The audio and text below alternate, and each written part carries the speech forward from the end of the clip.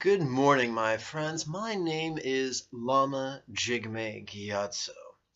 This is 5-Minute Mindfulness. Welcome to the Buddha Joy Meditation School. Right now, the palatial Buddha Joy Meditation School is one room that I rent. But darn it, it's my meditation school. And students come here for training, and I also broadcast a webinar from here. So that makes it the Buddha Joy Meditation School. This is the 5th installment of the 5 aggregates. In the 4 preceding videos, we brought our mindfulness to bear on our mood, the story that supports mood, the labels that support story, and the evaluations that support labels. Today we're going to explore the raw sense contact that support our evaluations.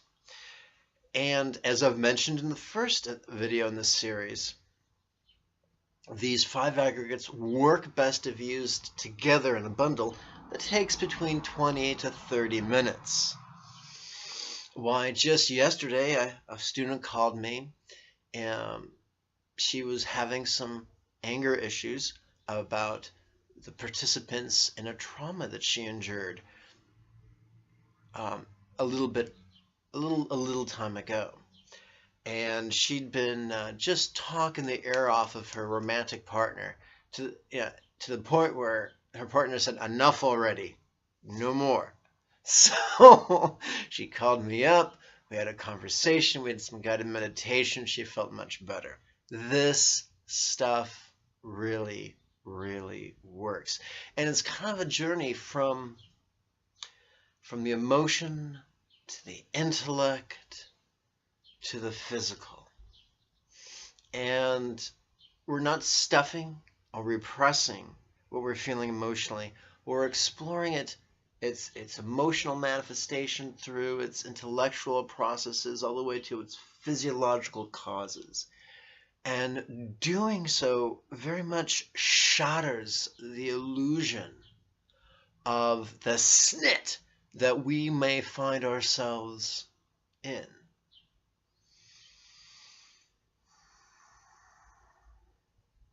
Now, in yesterday's video, we talked about evaluation and asking ourselves if that which we were experiencing was pleasurable, painful, or neither. 9 times out of 10, if we're going to invest 20 to 30 minutes in dealing with something, it's because it hurts. It's because it's painful. And so it's useful to tune into the physiological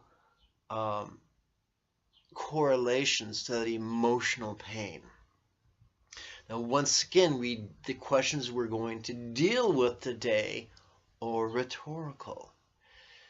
So for those of us who are lazy bastards, such as myself, it works best if we don't try to answer the questions. For those of us who have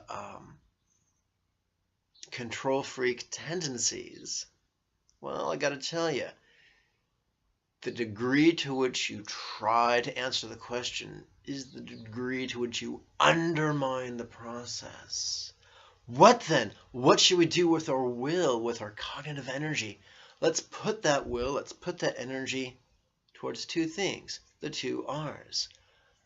The first R of silently and mentally reciting the words that I'm about to share with you, and the second R of choosing to relax to the best of your ability during each out-breath of the exercise. Now, sometimes I talk funny. I have a bit of the old brain bramage because I was a big baby and my mother was a small lady. But so if I talk funny and you can't understand the words coming out of my mouth, no problem. Below the video, I've written out all the exercises that we're using, as well as a bunch of links to all kinds of free stuff. Having said that, let's dig in. But before we do, quick reminder. A lot of people come to Buddhism with a wealth of preconceptions. They want deep trance. Buddha did not teach that we need to chase deep trance, although the Neo-Taoists of China taught that we need to enter into a thoughtless state of being, and I should say many of them, and many of the Hindus taught that we need to have perfect laser-like concentration that results in deep transcendental trance. However, although Buddha said it's good to be aware of what's going on and different jhanas or levels occur spontaneously, it is not our job to chase them. Chasing them is the opposite of spontaneous mindfulness. And spontaneous mindfulness is what Buddha's path is all about. Says who? Says the Maha Satipatthana Sutta, which you can get for free down below, which says the most frequent thing is to notice what's going on and to play with it. Notice when it comes, notice when it goes, notice when it's there, notice when it's not there, notice its causes, notice its impermanence.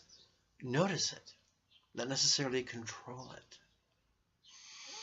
The Tao Te Ching, which I rely upon heavily, also warns against the consequences of contrivance. So Buddha does not offer us escapist trance, just analytical awareness that works shockingly well. Now, enough of all this jibba jabba. Let's get on with it.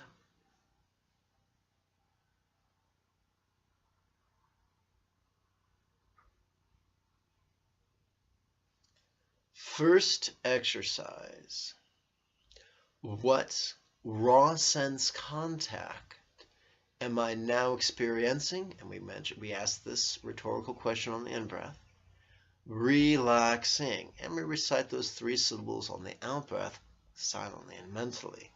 So raw sense contact, that is when our senses, be they what we feel or what we taste or what we smell or what we hear or what we see, or arguably what we perceive or recall or imagine, when they first contact our mind or our body, when a sound first contacts our ear, taste first contacts our tongue, a sensation first contacts our flesh. So that's what it means by raw sense contact. Raw meaning it's not alterated, it's not increased, it's not minimized. We're just being completely vulnerable to the experience of the moment. Let's play with this now. What raw sense contact am I now experiencing? Relaxing.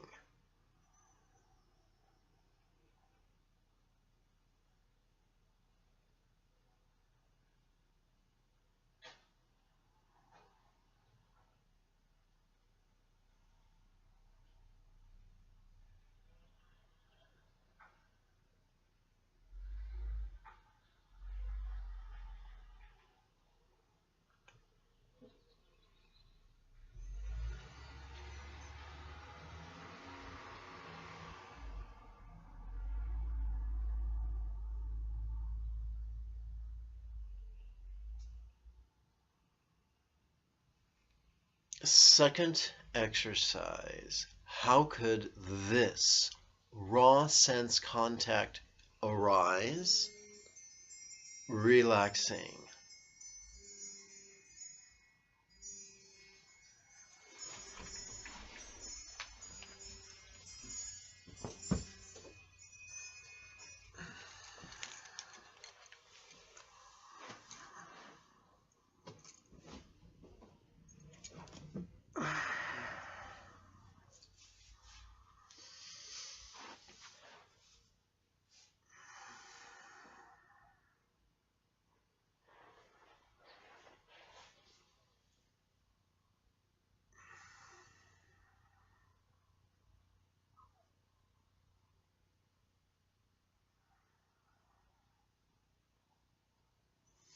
If you saw me get up and limp awkwardly away, it's because I have a spur growing upon the head of my left femur, which is scratching up the socket in my pelvis.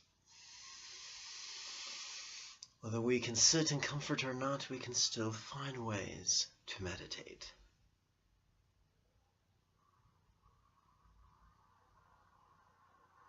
Third exercise. What raw sense, let's try this again. How could this raw sense contact pass relaxing?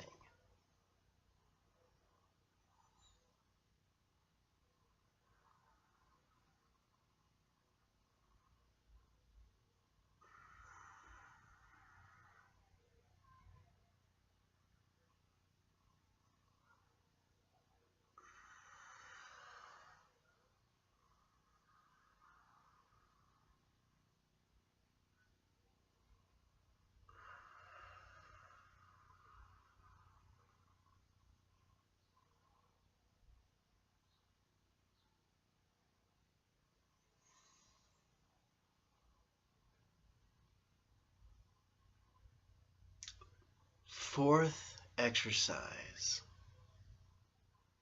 Grin with lips to this raw sense contact, relaxing.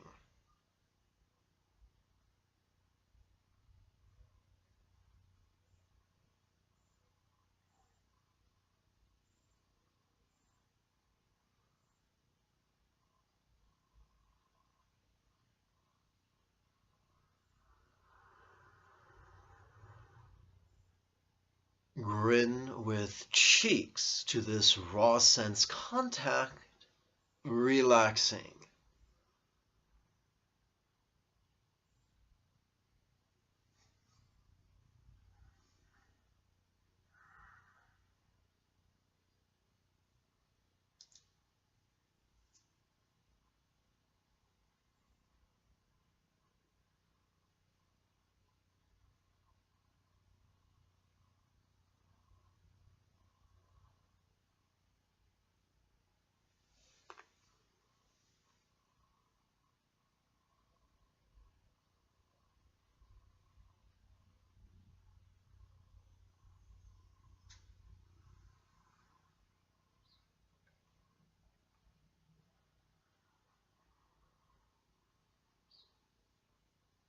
Grin with eyes to this raw sense contact, relaxing.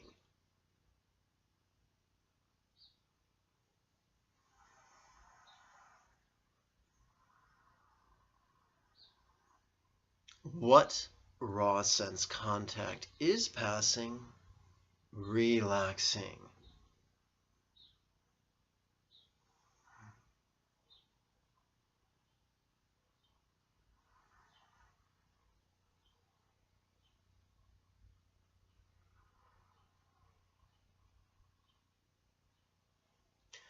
Let's conclude today's guided meditation with a bit of the old metta, loving kindness. If I remember correctly, yesterday we dealt with friendship. Most of us would like a highly compatible sweetheart, whether we are a lay practitioner or a tantric practitioner. Most of us would like a romantic partner with whom we share a high degree of compatibility. If we already have a partner and you want to ensure that your compatibility continues to grow and evolve, this could also benefit you.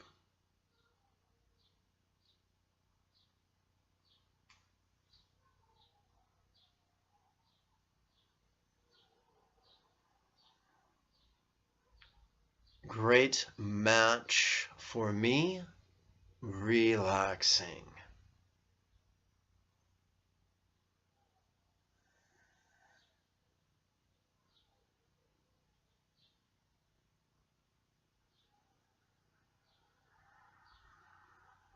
Great match for her, relaxing.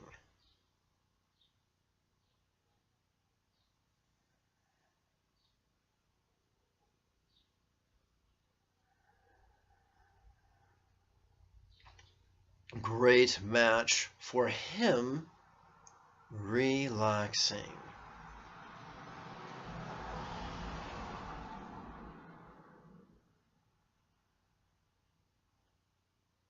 Great match for neighbors, relaxing.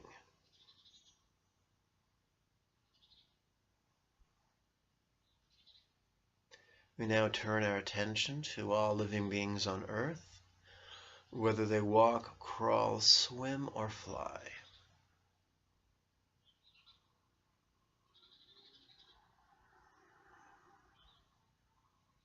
Great match for each earthling, relaxing.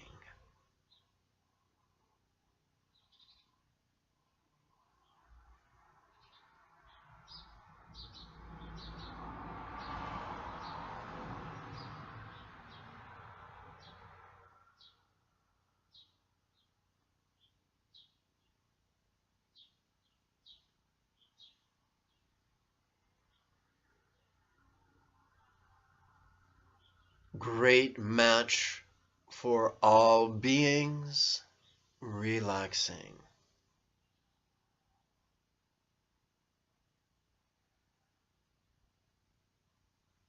And you have probably noticed the pattern that we start with ourselves, and then either an individual, and then our neighbors, and then all living beings on Earth, and then all beings in the universe.